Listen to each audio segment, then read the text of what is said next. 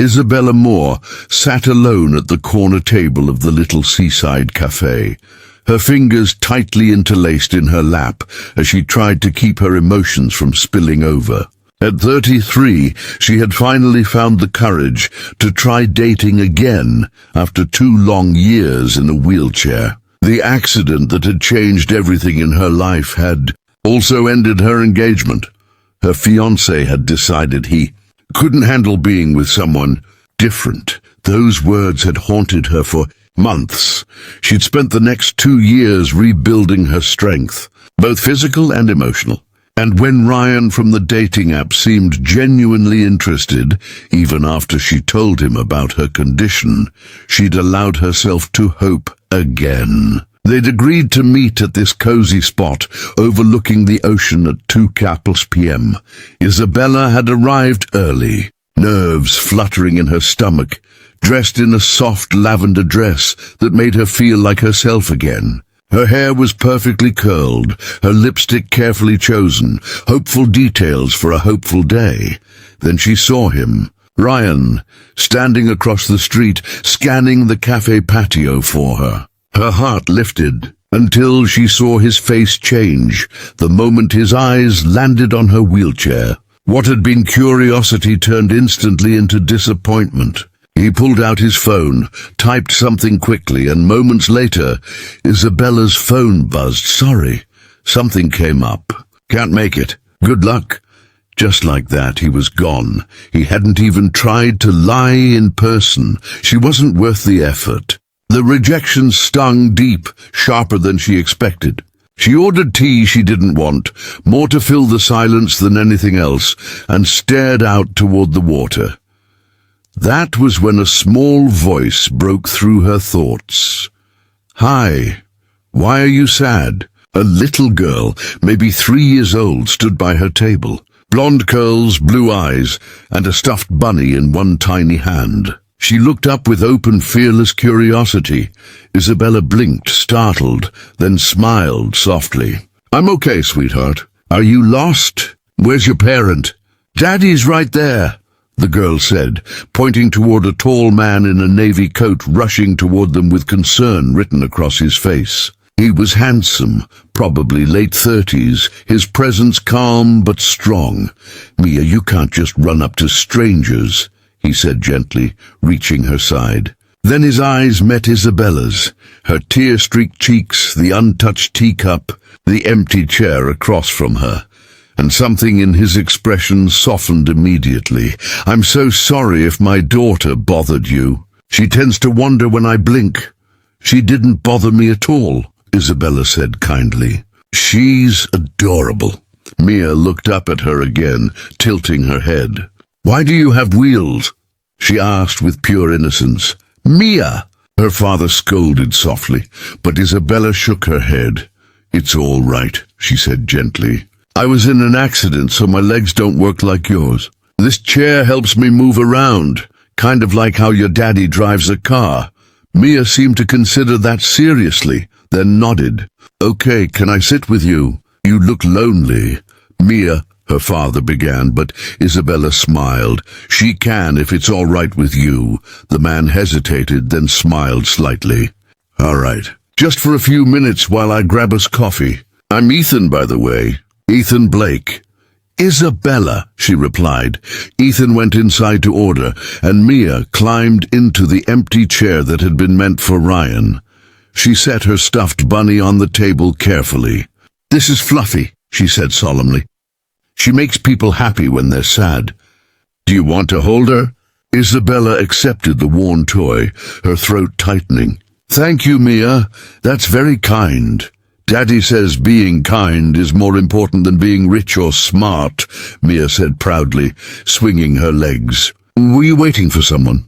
Is that why you were sad?" "Yes," Isabella said softly. "But he decided not to come." "That's mean," Mia said immediately. "Daddy says if you promise, you have to keep it." Ethan returned with 2 coffees and a juice box, setting them down before sitting beside his daughter instead of taking her away. "Hope you don't mind," he said. "But my daughter's instincts are usually spot on." If she thinks someone needs company, she's probably right. Despite herself, Isabella laughed. She's got a big heart. She does, Ethan said, smiling. And I hope I'm not overstepping, but I saw what happened earlier. The man across the street, the one who walked away. I was nearby, getting Mia an ice cream. His jaw tightened slightly. I saw the look on his face when he noticed your chair. I almost went after him to tell him what a fool he was. You saw that? Isabella whispered, mortified. I did, Ethan said gently. But then Mia ran to you, and I realized she already knew what to do. Sometimes the best response to cruelty is kindness, showing people they matter instead of letting the shallow ones define their worth. You don't even know me, Isabella said softly. I know enough, he replied. You were kind to my daughter when she interrupted your afternoon. You treated her with patience, not annoyance. You made her feel seen. That tells me everything I need to know about the kind of person you are. Their conversation flowed easily. He told her he ran a consulting firm and was raising Mia alone since his wife passed away 3 years ago. Isabella talked about her freelance design work and her journey learning independence again.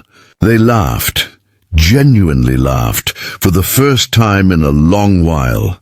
When Mia grew sleepy, Ethan lifted her into his arms. We should go, he said, sounding almost regretful. But I'd really like to see you again, Isabella. Maybe this time on purpose.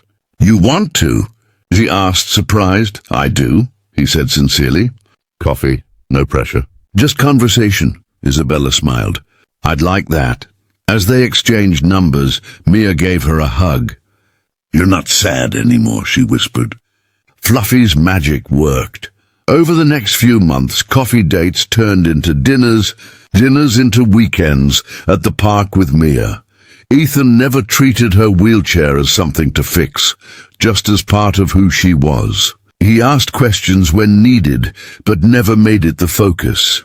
One afternoon, while coloring together, Mia looked up and said matter-of-factly, You're different from the other ladies Daddy meets. You actually like me. I do, Isabella said softly. Very much. Are you going to be my new mommy? Isabella smiled gently. We'll see, sweetheart. That's for your daddy and me to decide. I hope you are, Mia said. I asked the stars for a mommy who'd really love me. Then I found you. Later, when Isabella told Ethan about it, he took her hand quietly. Mia's not wrong, he said. I'd almost given up on finding someone who saw both of us, not just me, not just her. Then she ran up to you that day, and I knew. You were real. You cared. You mean when I was crying into cold tea? Isabella teased. You were human, he said, and beautiful. That man walking away was the best thing that ever happened to me. She laughed softly. You're glad I got stood up? I'm grateful, he corrected. Because it led me to you. Ethan's next words made her breath catch. Isabella, I love you. Not despite the wheelchair or the past, but because of everything that makes you who you are. Strong, kind, real. You've given me a joy again. And me hope. Isabella's tears flowed freely this time. I love you too. You both saved me that day. Then marry me, he said simply. Marry us. Make Mia's wish come true. She said yes through tears, while Fluffy the bunny sat proudly on the windowsill, her magic still working. Their wedding was small and full of laughter. Mia was the flower girl, her basket carrying petals, and Fluffy. When the officiant asked if anyone objected, Mia piped up, I object to anyone being mean to my mommy ever again, making everyone laugh and cry all at once. Ethan's vows were simple. A foolish man saw your wheelchair and walked away from someone extraordinary. His loss became my miracle. You've shown me what real love looks like. Imperfect, patient, strong. You've given Mia a mother and me a partner I never thought I'd find. And Isabella's words matched his tenderness. I was left alone at a café, believing I wasn't worth loving. Then a little girl with a stuffed bunny proved me wrong, and her father stayed. You both gave me back something I'd lost, faith in love exactly as I am. The woman who'd been left behind that afternoon didn't just find someone who stayed. She found a family who saw her heart before anything else. If this story touched your heart, please like, share, and subscribe. And tell us in the comments about someone who stayed when others walked away. Your story might just inspire someone else.